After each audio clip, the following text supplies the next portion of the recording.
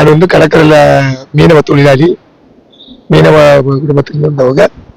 இங்க வந்து கடற்கரையில வந்து பைப்பர் ஒர்க் பண்றேன். அது மாதிரி ஆசிரியர்களை பார்க்குறாங்க. எல்லா காலங்களில் வந்து வேலையாளிகள் பார்க்குறாங்க. ஓனர்கள் வந்து லட்சக்கணக்கில் செலவு பண்ணி இந்த படகுகளை பராமரிப்பு பண்ணி வேலை பார்த்துக்கிட்டு இருக்காங்க. வெயிலும் கொஞ்சம் கொஞ்சம் தாக்கமாக தான் இருக்கு. அது மாதிரி விலைவாசி ஏற்றங்களை கொஞ்சம் இந்த நாங்கள் பார்க்குற கெமிக்கல் விலை, ஆசாரி, ஆணி எல்லாம் கொஞ்சம் விலைவாசி கொஞ்சம் கூடுதலாக இருக்கு. இதுல ஆட்களும் கொஞ்சம் பற்றாக்குறையா தான் இருக்கு. ஆட்கள் பற்றாக்குறையா இருக்கு. வேலை நடந்துகிட்டு இருக்கு, கொஞ்சம் துரிதம் நடந்துகிட்டு இருக்கு. எல்லா வேலையும் நடந்து போட்டியில வந்து கூடிய விரைவில் வந்து போட்டியில வந்து இறங்குற மாதிரி வாய்ப்பு இருக்கு. அது மாதிரி நல்லா சம்பளம் போக்குவரத்து ஓனர்கள் வந்து நார்மலா கொடுத்து ஆளுகள் இருக்காங்க. ஒரு சில பேர் வரக்கூடிய சூழ்நிலை காலகட்டமா இருக்கு. வேலைக்கு ஒரு இந்த அதிகமான நாட்கள் வந்து குறைவான நாட்கள் இருக்கிறதுனால, இந்த 60 நாள் இருக்கனால குறைவான நாட்கள் இருக்காங்க. ஆசாரிகள் வேலையில கொஞ்சம் கூடுதலா இருக்கு. எங்க வேலைகள் வந்து ஆசாரி வேலைகள் வந்து கூடுதலா வந்து ஒரு 20 நாள் 30 நாள் பாக்குறாங்க. இந்த பைப்பர் வந்து ஒரு 5 நாள் 6 நாள் பாக்குறாங்க. இந்த வேலையை பார்த்து முடிச்ச உடனே வேற மித்த போட்ல அனைத்து வேலைகளுமே துரிதமா பார்த்துக்கிட்டு இருக்காங்க. ஆட்கள் எல்லாத்துக்குமே கொஞ்சம் குறைவா இருந்துகிட்டு இருக்கு.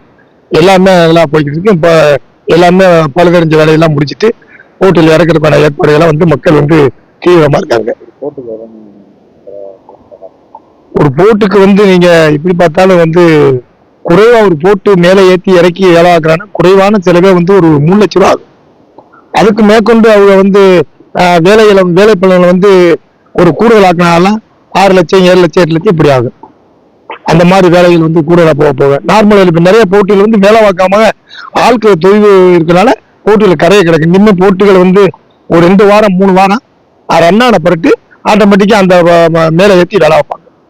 ஒவ்வொரு ஆண்டும் மீன் இனப்பெருக்கத்துக்காகவும் கடல் வள பெறுவதற்காகவும் 60 நாட்கள் தடைகாலம் நாங்கள் எப்பவுமே வந்து 4வது மாதம் 15ஆம் தேதியிலிருந்து 60 நாட்கள் தொடர்ச்சியாக விசைப்படகு மட்டும் மீன் பிடிக்க போக மாட்டோம்.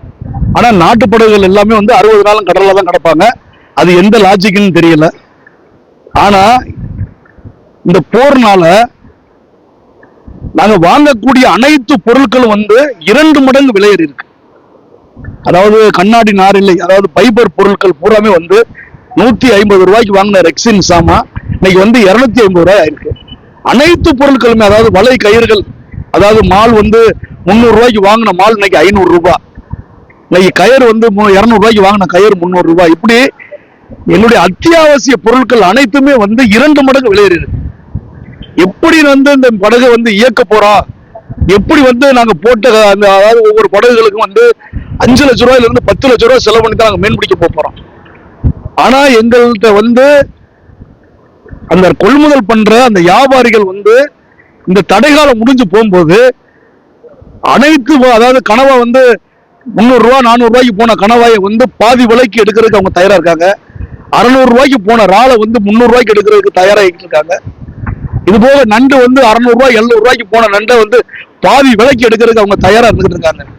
அதனால அரசாங்கம் இந்த தடை காலம் பயனுள்ள தடை காலமா இந்த விசைப்படகு மீனவர்களுக்கு மாறணும்னா அந்த வியாபாரிகள் கொள்முதல் எங்கள்கிட்ட வந்து கொள்முதல் பண்றவங்களை கூப்பிட்டு பேசி எங்களுக்கு உரிய விலை கிடைக்கிறதுக்கு உண்டான நடவடிக்கை எடுத்தா தான் நாங்க வந்து வாழ முடியும். இது போக இலங்கை கடற்படை பிரச்சனை தொடர் பிரச்சனை இருக்கு. கடலுக்கு மீன் பிடிக்க போனாலே அவங்க வந்து சிறைபிடிச்சு கொண்டு போயிடுறாங்க. இந்த நிலையில பாரத பிரதமரை தற்போதே உள்ள முதல்வர் ஜோசப் விஜய் அவர்கள் சந்திச்சு மீனவர் பிரச்சனை முக்கியமா வந்து சொல்லியிருக்காங்க. தொடர்ச்சியா படகுகள் சிறைபிடிக்கப்படுது, அப்படிப்பட்ட ஒரு நிலை மாறணும், இலங்கையில நீங்க பேசணும்னு சொல்லி சொன்னது உண்மையிலே எங்களுக்கு ரொம்ப மகிழ்ச்சியா இருக்கு. இந்த தடைகாலம் முடிஞ்சு நாங்க தைரியமா நாங்க மீன் பிடிக்க போறதுக்கு ஒரு காரணமா இருக்கு. அதனால அரசாங்கம் மீனவர் பிரச்சனையில தலையிடணும், மீனவர்கள் வாங்கக்கூடிய பொருட்களுடைய விலையை வந்து விசாரிக்கணும். கடுமையான வந்து விலையேற்றத்துக்கு மத்தியில தான் நாங்க வேலை பார்த்துக்கிட்டு இருக்கோம். இன்னைக்கு பல லட்சம் ரூபாய் கடன் வாங்கி தான் கடலுக்கு போறோம். போன வருஷம் 2 லட்சம் ரூபாய் செலவு பண்ணி போன படகு இந்த வருஷம் 5 லட்சம் ரூபாய் செலவு பண்ணி நாங்க போறோம். இது போக டீசல் விலை தினம் ஏறிக்கிட்டு இருக்கு. டீசல் விலையினால நேரடியா பாதிக்கப்படுற ஒரு சமூகம் இந்த விசைப்படகு மீனவர்கள் மட்டும்தான். மற்ற பேர் பூரா வந்து பங்குக்கு போவாங்க. அந்த டீசல் ஏற்றத்தை வந்து ஆளுக்கு பாதி, அந்த படகு உரிமையாளர் பாதி எடுத்துக்கிடுவாங்க. ஆனா இங்க உள்ள சூழ்நிலை எப்படின்னா, எவ்வளவு விலை கூடினாலும் சரி அந்த படகு உரிமையாளர் தலையில தான் போய் நிக்குமே தவிர வேற